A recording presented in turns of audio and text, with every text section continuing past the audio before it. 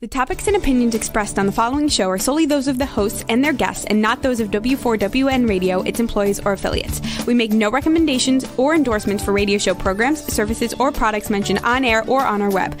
No liability, explicit or implied, shall be extended to W4WN Radio, its employees, or affiliates.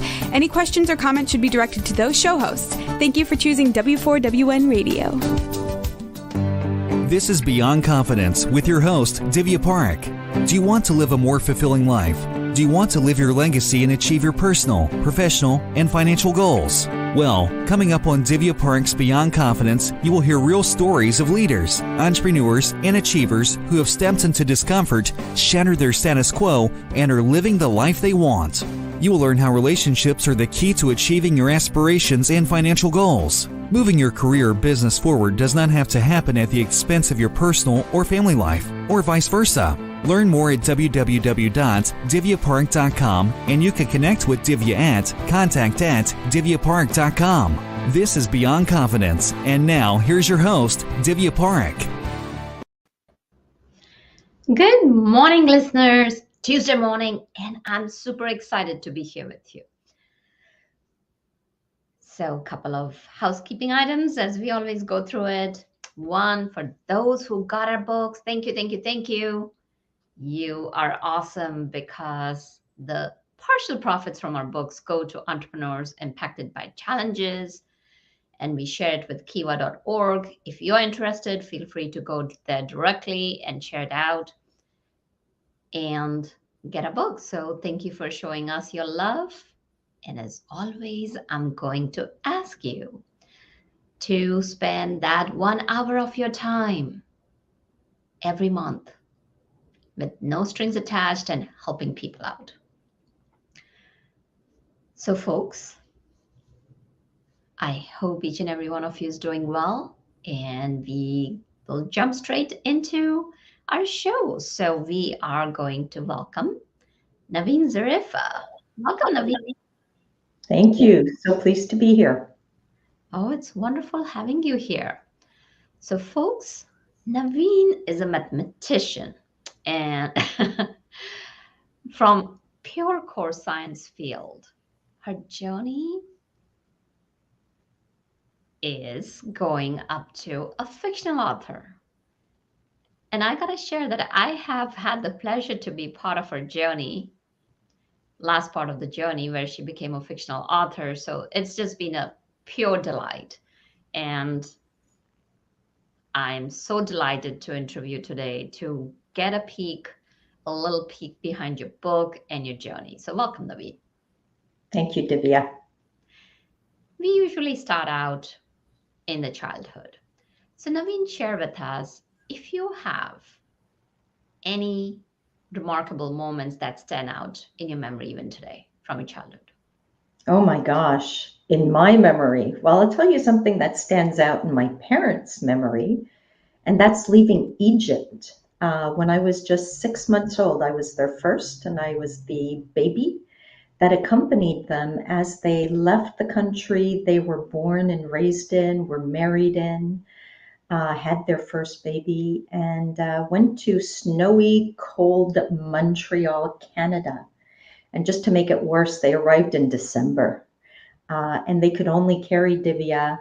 They could only bring in what they could carry. And I was one of the 9 bundles that they carried into the country.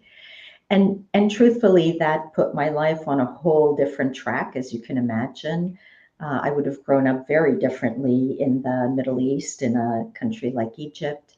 And the main reason my parents left was so that their little girl would have the world of opportunities that they wanted for her. So I think that's probably the most memorable part of my childhood, followed quite shortly after by a little adventure my sister and I had in Montreal, where our parents were looking at an apartment for the family, left us in the car.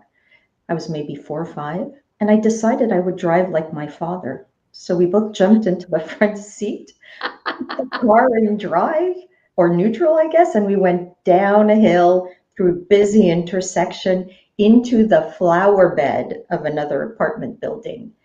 And I tell you this story only because what I remember, you asked for childhood memories. I remember my father comforting me in the middle of the night because I was feeling so bad. I had wrecked the family's car. And he said, "Don't worry, darling, we'll get another car." And we were poor immigrants. I mean, we'd get another car. And the next morning, my mom heard me announcing very proudly to the neighbor that we were getting a new car. So both those things I remember from growing up. Well, thankfully, you and your sister were okay. Yes, we were. Yeah. It could have ended up in some tragedy. And oh,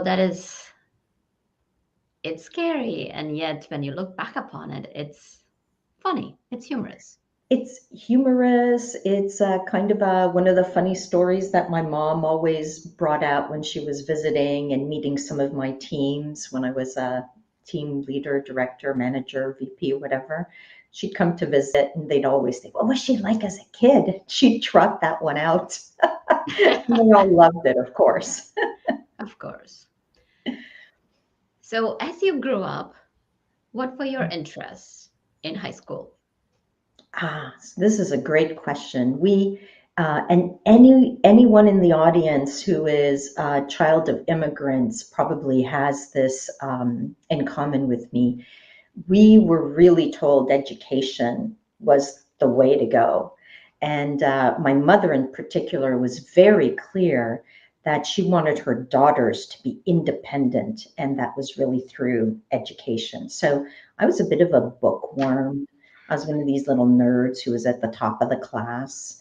I worked sort of hard, but not that hard. So I was a bit on the lazy side. Things came easily to me, but I loved literature. And what I loved about literature was that I could kind of cast my mind to what the characters were living and try and understand why they made the decisions that they made. And so I grew up in this kind of academic, little nerdy, not at all athletic, into reading, into literature, and trying to be a good girl. I went to a Catholic all-girls school. So we had itchy uniforms and we, tried to conform, though I was a bit of a rebel, and just worked hard to make my parents proud. Well, I can definitely imagine you being a rebel. So, do you have any stories about rebelling? Oh boy, do I have stories. So one day we had these uniforms and we had to wear only white or dark blue socks. And so one way to express ourselves was, of course, to wear different kinds of stockings. And so I came in with these very fancy socks of all colors, and I was caught out. And at recess, I was called to the head nun's office. And I quickly changed socks with one of my friends and showed up there prim and proper in my navy blue socks. And she asked me, what's that about? And I bold-faced lied that I've been wearing the right socks all along.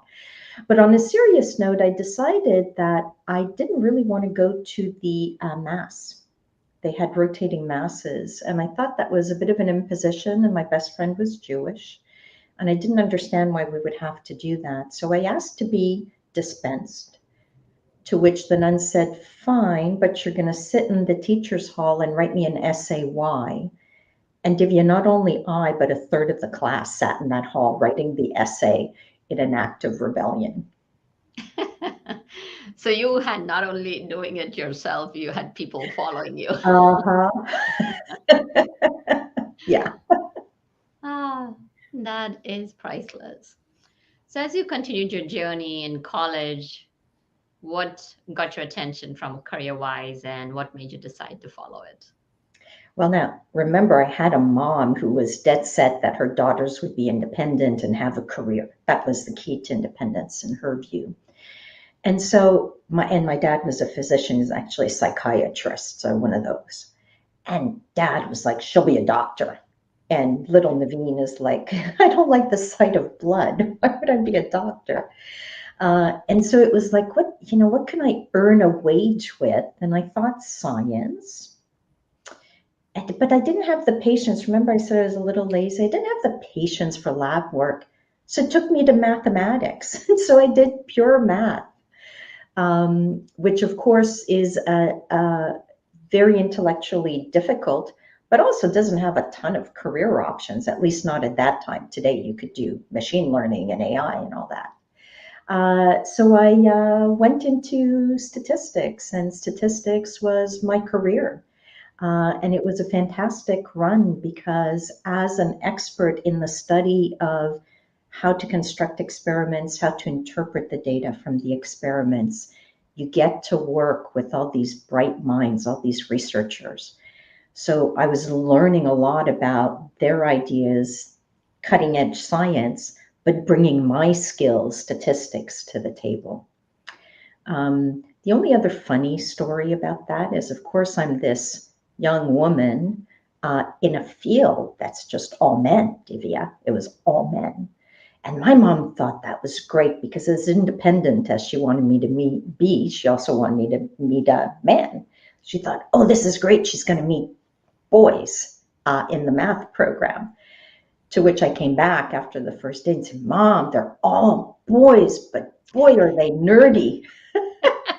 And as we know, later on in life, nerdy is good. But at that time, I'm like, oh, no, Mom, that was not the reason to go into math. Well, of course, at a young age, you're looking to have fun. And as a recovering nerd myself, Oh. I know people, I don't get me wrong, I had some great friends, and yet I was always the brunt of the jokes.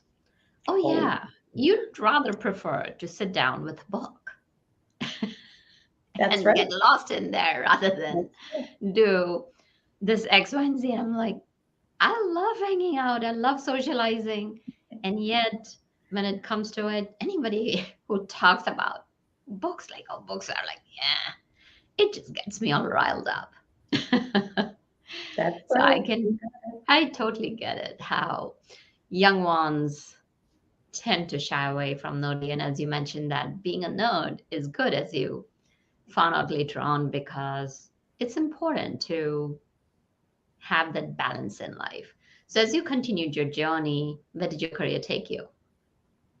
So I started off in agriculture, and I grew up in Montreal, very cosmopolitan, diverse city. Did my graduate studies outside of Toronto. And then my first job takes me to this tiny little town because that's where you do agriculture, don't you know? And so I spent 3 years there learning how to work with scientists. And it was a fantastic experience, number of levels. But I needed to get back to a big town, Divya. And your audience probably recognizes this, and I'm sure you've had this with your clients in your own life. Things are very random. You kind of get lucky, and I got super lucky. I ended up in Philadelphia working for a pharmaceutical company, but in their very early drug development studies. So small studies, very data rich, where you're carefully evaluating if the molecule has any promise whatsoever, and you're making sure it has no safety issues. And so I learned super quickly. There were a lot of different diseases we were trying to tackle and to help patients with. And I sort of grew up in Philly from a professional standpoint. And I had these wonderful colleagues that kept challenging me. And I learned how to work. That was hard, hard work. No more laziness for Névine. No way. And I loved it. And I kept growing. I had more responsibility. I got involved in a big FDA research program with academia and other pharmas. And then something really pivotal happened, probably the most important feature of my adult life. I, at the age of 33, was diagnosed with leukemia. And that put me on a whole other trajectory. I know from our conversations, Névine, that was a major event, but it led to a lot of realization and Yeah. was a turning moment for you. So can you share with us how hard it was and how you get out of it? Yeah, it's been a fascinating story for me, and it's kind of created all the threads that I hold dear today in life. And I would say I've described this kind of high intensity career, lots of flying around, lots of challenge intellectually, but I can't say that I was all that happy. And I'll jump straight to the punchline. About a year after my diagnosis, I realized I was a lot happier. So let me unpack that for you. So young person living by myself and in a town where all my family was in another whole other country actually. And I had to look deep within myself to figure out what I was going to do with this diagnosis. Mm-hmm. And there were, of course, all the company contacts. So I had the privilege of connecting with all the best in the world who were either conducting research or had at that time, the best treatment options. And you know what? They weren't great treatment options, let's be really honest. So here I am sort of preparing for the worst. But at the same time, I had this thought that, if I'm going to make it, I'm going to make it because both my brain, which understands medical research, but my heart and my emotions have come into balance. Because actually, none of us know how much time we have on this earth. And so, what better, to this disease, could I do on my own but to live as good a life as I could for the amount of time I had? And to me, Divya, this was getting things in balance. I had so overexpressed the brain, and I had lost track of joy, happiness, emotions, spirituality, and I started to work on those. Started with the meditation, started with the integrative line of holistic medicine as an add-on to traditional Western medicine. Got into therapy, into counseling to explore those things that I thought were holding me back. And I didn't have any better prognosis a year later, but I had a better life. Mm-hmm. And you know what happened? This fantastic, again, random event, the universe, here I am preparing for this short life. The universe gets a new medicine out. A brand new medicine to treat my kind of leukemia. And I have been in remission ever since, going on well over 20 years. But now living my life in a whole different way. And I'm so happy that you went into remission and that option came along so that you could move past and share your story with others, because that is so powerful. So many of us think, oh, there are a lot of people out there who think, oh, it's my experience, what good it is, and why should I share it? And here's what I'll share, that when you share your experience, when you share your message with masses, it's not only your responsibility, it's your obligation to do so, because there may be somebody who's struggling with what you went through and you came out at the other end, and your transformation could become the survival guide for somebody else.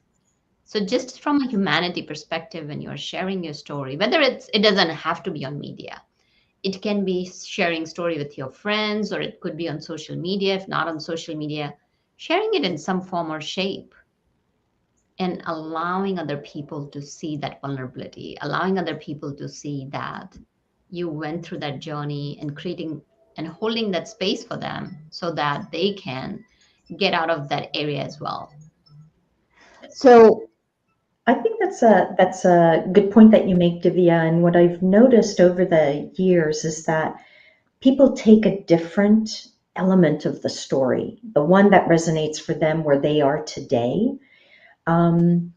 And you don't know when you're sharing which part of that whole tableau is really going to strike a person. But when it strikes them and when it helps another person, that's absolutely priceless. And it gives another meaning to the why did it happen to me? Okay, I did what I did. I got very, very lucky. I made better decisions about how to live my life. But if there's something in there that actually helps another person meaningfully, might have just been worth it. Absolutely. So a lot of our listeners may be thinking, okay, you moved beyond that. But let's say somebody is going through challenges, adversities in their lives in some form or shape and are thinking, why me? What did you do and what could you share so that people can make that transition to live that happy life? Yeah. I don't know that I have the full recipe. Smarter people than me probably have a good idea. I'll tell you what was really impactful for me. And these exist today, and I think they're getting more popular. The concept of a journal of abundance, where no matter what's happening in your life every day, you sit and you reflect on 5 good things. Could be anything, could be small thing, could be big thing, could be a medium thing, could be something that happened to another person. But that discipline of every day focusing on at least 5 good things reframes, I think it rewires your brain. I think it rewires your brain. And when your brain is rewired that way, it can think and explore more freely. And then you might get to the point where you're making decisions for yourself. So, where you can empower yourself, where you can get out of the look, I didn't have a choice. I got leukemia. I can't modulate that. I can't make it different. I just have the disease. But you know how many other decisions I can make that are truly within my control? That gave me a huge sense of empowerment, and it made me stand taller. I'll be very honest about that. And then you're not alone. There are going to be these people who can help, and they might come from the most unexpected corner. All I would say is accept their help because you're going to need it. So if you can introduce a bit of joy by focusing on the positives, but do it every day, just write it down, 5 things. If you can look at what's in front of you and make decisions where you can, things that you think will be better for you. One decision I made, still make it today. If it brings you positive energy, keep it. If it doesn't, get rid of it. So those are things you can do today. You get empowered. And then allow yourself the space to be surprised by what others can do to help. So do lean on other people. Those are the 3 things I would say, Divya, in addition to maybe just take it one step at a time. And in that moment of each step, you will find something that's positive for you. That isn't just about what's making your heart heavy. So maybe there's something in the Buddhist tradition of being present and being aware and in with the world around you that I might throw in there as a 4th.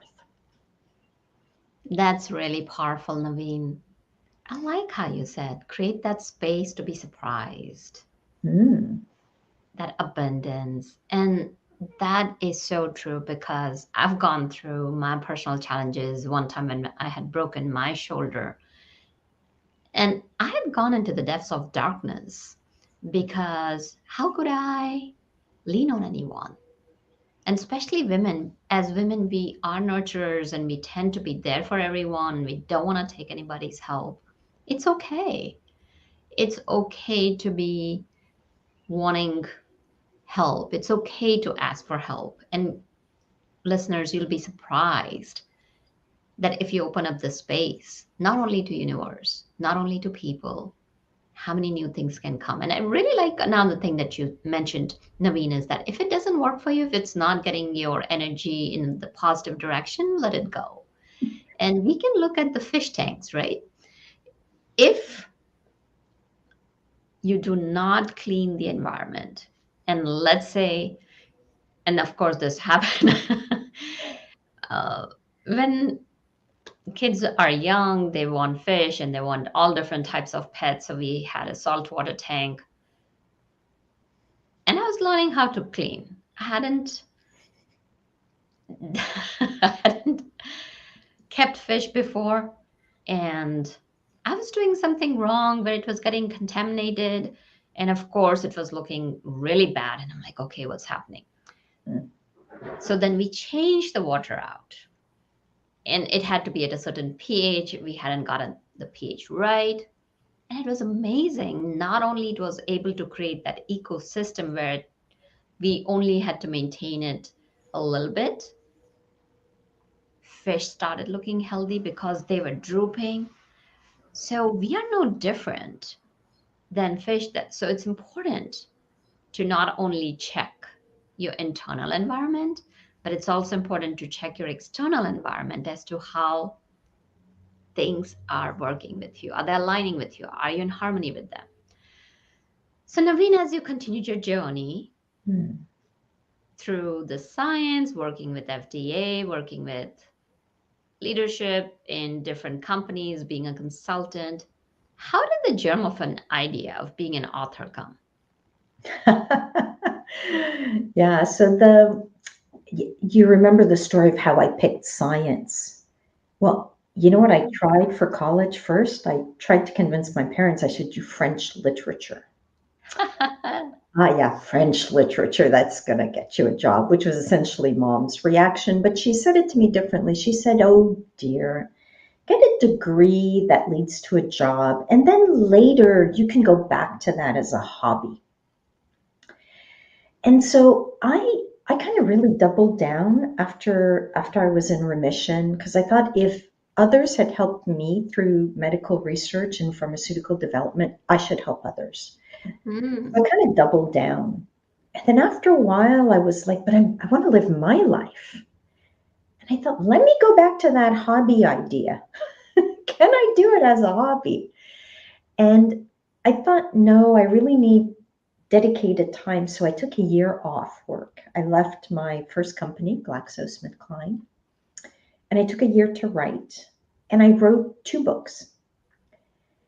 And you know this world, the corporate world, and the kind of work I do is very niche. It's very rare. The phone was ringing and people wanted to invite me to come consider this, that opportunity. And so I made a deal with my husband. I was married by then. And I said, Ed, either I sell my book or I find a job I'm really excited in. We'll give it 6 months. And it was so hard to get published back then that, of course, I found a job that I liked. And I put the book in the drawer, but not writing. I kept writing little snippets. And I went to an even bigger job and harder and more senior. That was AstraZeneca. And after a total of 25 years in pharma, it was like, okay, I'm really done now. I'm really done. I've done it all in my field. I've risen as far as I can. I've developed people in their careers, and we've put so many medicines out there. And I thought, that's it. It's my time. So let me do 2 things. And I was pretty bold. And people kind of looked at me quizzically. You know, the eyebrows went up and they were curious when I said I want to do 2 things in my retirement. I want to have more impact on healthcare. And I want to have time for the people I love and the things I love how to do, like writing. And so that was the consulting that you mentioned. And that, right, I'm reintroducing writing. And that's how I came to meet you. And of course, your absolutely seminal, critical force in helping me to get this first book of mine published. Oh, I was just a guide on the side. You're the star on the stage, taking those decisions. And it's hard. It's hard as a writer to let go of your baby. That's how I see Mm. that. Let's say you're a new mom and You're taking this precious piece of yourself, your heart and soul, and handing it over either to a nanny or to somebody in daycare. And just the process of letting it go and just the process of letting it blossom is hard. So if people are thinking about writing and they are fearful, I'm going to put myself out there. What are other people going to think? Are they, is my work good enough to be out there? Should I be publishing it? Because once it's gone, it's gone. You can't take it back. Because if some people have bought the books, even if you pull the book off the market, it's out there, it's floating, it's there forever. What would you tell our audience? So this one is easy. And it comes from, believe it or not, the mathematical probabilistic field of decision theory. Mhm. So that's a lot of mumbo jumbo jargon, but here's the idea. You could think of you're on a certain path, and the path is you want to write, but you're a little scared. I think that's what you described, that you might be scared of putting it out there. But you want to write. That's the path you're on. And you can stay on that path, being scared and never getting your book out. Or you can at least explore in your own mind to start, what might happen if I did write it? If I did put it out there? What's the best that could happen? What's the worst that could happen? And then what's in the middle? What's the most likely? So what's the worst? Maybe nobody likes it. Maybe that's the worst you can imagine. In the middle, you're going to think there's a whole lot of people who are going to enjoy it, and some that might not, and a few that are going to love it. And then that upside is that a ton of people are going to love it. So what I do, Divya, is I think about, okay, path number one, the path I'm on, is the status quo. I know it. Path number two has upside, but this kind of a risk of the downside. So I let my mind go there. And you should too. You say, okay, what would I do if everybody hates it? Well, maybe I'll write another better one after. Maybe I'll go back to my job, but now I've exhausted my dream. So I'm comfortable that I've done it. I'll be proud because I did it my way. And if other people didn't like it, well, okay, I learned something. And then you'll realize that path number two, it's all upside because you know what to do with the downside. You know what to do with that scary event that it probably isn't going to happen anyway, but you've thought about it, you're prepared, and everything else will be positive. Everything else will be on the upside for you. And that would be my advice. Always go explore the alternative path before you decide to stay on your status quo. Because the status quo is just going to get you more of the same. The alternative path where you take a risk, odds are by the time you think it through, you're going to do it better. You're going to minimize the downside. You're going to maximize the upside, and it will surprise you, and it will bring you something good. Very powerful tips, Névine. Mathematics in real life. Yes, and so many people don't realize that science and storytelling goes together because that's what scientists are doing. You propose a hypothesis, you go experiment, and then you go test it out. And all right, so these are my conclusions. This is what the data is telling. And so many elements of science are part of storytelling. And so many people will say that, oh gosh, what does storytelling have to do with science? Storytelling and corporate world doesn't go anything together. And surprisingly, when I was young, I used to write a lot of stories. And of course, I used to subject a lot of poor people who visited our house. I'd read out my stories to them and they'd listen. When you're young, when you're probably, I don't know, 6, 7, 8 years old, they're being polite. And now I wonder, I wish I could go find them and ask them that, did you really enjoy it? Or were you just being kind to a little girl? And oh gosh, storytelling, and I just kind of get super excited about it.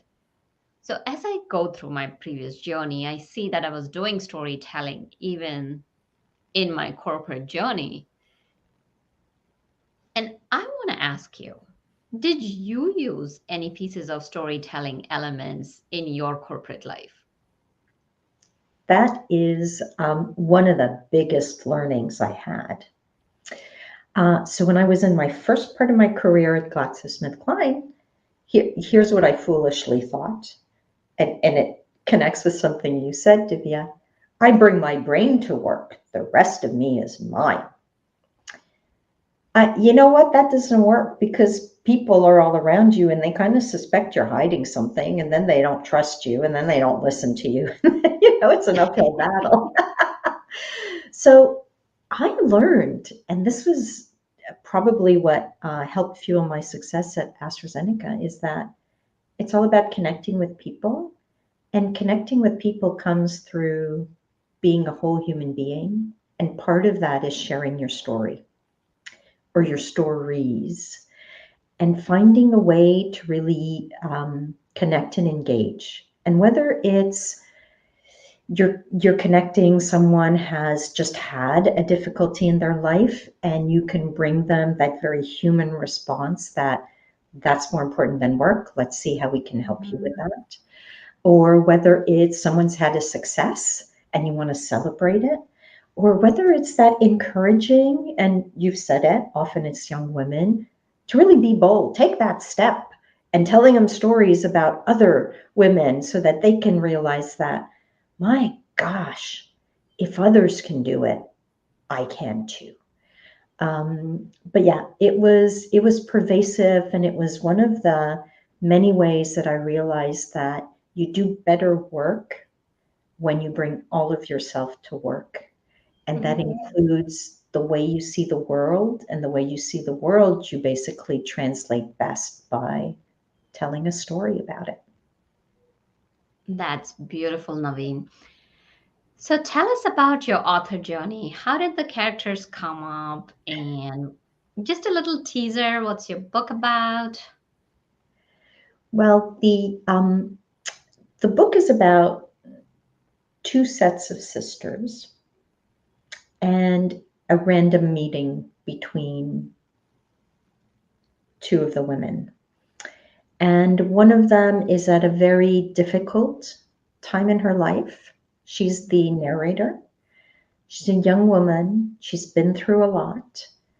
She's very sassy, very clear-eyed, and lost. And she's in that veil of grief, as are the people around her. And they take it one day at a time. She meets a mysterious woman who's older, who's French. This one, the narrator's American. And together, in very unexpected ways, they make their way through this part of the young woman's journey. And so it's a short book. It's quite snappy.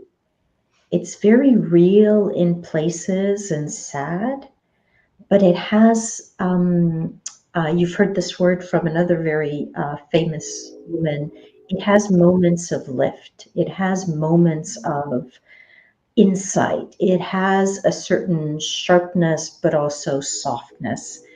And I think it just reflects life. And so I'm hoping it appeals to some of the folks in the audience. Oh, you're holding the book. Woohoo! Yes. There it is. I love it. These are my and I gotta share, folks. I love the love notes. I call it out of everything. These are my priceless possessions, and I cherish them. I treasure them. And it's almost like being a proud mama when your child goes and achieves great things. Well, I'm glad you're proud of it. I certainly am. I'm very, very proud of it. And I have to say, I was more excited with this book coming out than any other corporate success I've ever had. So I've loved it. You asked another question that I didn't answer. So you asked the question of how did I write it? And where did the inspiration come from? And I have to tell you, I just wrote, and it was a linear shot. And I was so surprised myself. But as I started to write this, the voice of this character, who is nothing like me or anybody I know, like just not, um, was just so loud. It rang so true in my mind. And I just kept clicking on that little typewriter we call a computer every day. And just very happy with the way it all came out. And I hope others enjoy it too. Absolutely. And Naveen, usually people have this question: did any of the characters have any relationship to your personal life or to people in your life? Well, it's a very important question. I have to tell you, one of the decisions I made when I took that time off to write was that in no way, shape, or form would I leverage, I'm going to use that word, or borrow from anyone in my circle, any of my friends or family, the people that I cared about, because they're too important to me, and I didn't want to expose them or make them vulnerable in a way they might not be comfortable with. That said, I think you always bring your own journey to writing anything. If nothing else, just how you take in a street scene. It's part of who you are already, just that filtering that you apply to anything you see in the world. So for me, I would say I had the experience of growing up with a sister whom I love very dearly and who's very, very different from me. But neither one of the characters is her or me in any way. Um, but I must say there's something about the sharpness of the narration, which I think is inherent in me, and that because I'm always in a hurry, I don't know how long I have on this earth. And so I'm always in a hurry, and I always want to do as much as I can, as well as I can, as quickly as I can. And there's a certain edginess to me that is part of the main character. But otherwise, no, it's nobody that I know. It's not me. It's not my story. It's truly a work of fiction. Well, thank you for sharing that. And I'm definitely partial, folks, to this book. Here's what I can share: that it's really a good read. It grips you, and I invite you to check out Naveen's website. Naveen, do you want to share about your website? Where can people find you, and where can they get your book? So you can find me on www.nevinezariffa.com. So just my name.com. In there, you'll find details about the book. You'll find some short stories that I've been told people really enjoy, very short stories. And you'll find more about my life story. You can also find me on LinkedIn, though that's a bit more professional in terms of the data, mathematics, statistics, but you can find me there too. And you did mention about the second book, so I'm sure people are going to be curious about that. Since you let the cat out of the bag, so to speak, can you give us a little peek into it? Um, What is the story about? so that book is a very different kind of book. It is the book about a painter who's a very flawed man, very, very flawed, and the impact that his actions have on the people around him. And so I don't know when this one will come out, but it's in the very advanced stages. And so hopefully within the next year or two, we might have this other book out there, but very different story, very different story. Uh-huh. So as we come to the close of our show, is there anything that you'd like to leave our listeners with? Oh my gosh. Well, first, Divya, can I just say a big thank you for being there on the journey for my fiction writing. It was truly very important for me to have you with me. That's for sure. Uh, Thank you for Thank having you. me on I the show. Before you continue, I gotta say that you were amazing, Naveen. we went through so many hard decisions, folks. Just a quick peek into the back of the scenes. There were decisions where Névine allowed herself to be challenged. She traveled the tough road so that she wanted the best for the readers. That's all I can tell you about her. She is a wonderful person, wonderful author with a lot of love to share. Well, see, this is why it's so much fun to work with you. Divya will challenge you. She'll make you think, but then she'll support you all the way. So remember that if you're thinking of working with her. No, and thank you for having me on the show. It's new experience for me, and I hope your audience has enjoyed it. But my last message is the one that you will find in many areas of my website, and probably you've picked up on it through the conversations. I think we're in a point in history where the world needs people to connect up their brain and their hearts. Mm-hmm. I think we can do a lot of that through sharing stories. Mm-hmm. And so whether you're reading fiction and it makes you think or feel differently about the world, or you're sharing a book that you've liked with another person, that I think is a way of creating connections that is very positive, and we need some of that in the world right now. Yes, beautifully said, Névine. It is so important, especially after the disconnect and isolation of past couple of years, that you connect with others, even if it is a smile, even if it is a wave, even if it is just picking up that phone and calling, or even if it's getting on a Zoom, or just going and having that coffee, or whatever it is. That connection is so priceless. What a beautiful message to share. So thank you for joining us and being open about your journey. It takes a lot to be vulnerable, and that's part of bringing authenticity to your life and storytelling in the truest form. So thank you, Névine. And thank you, listeners, for being with us for so many years. We love you and we appreciate you. And in the form of connection, this is a way where we connect and you reach out back to us. So thank you.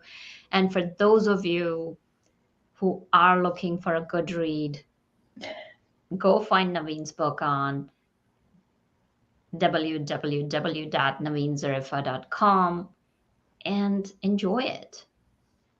Because a lot of hard work and love and thought and heart and head and emotions have gone into it. And listeners, of course, I'm here to support you. Reach out to me anytime and share with me how I can serve and support you.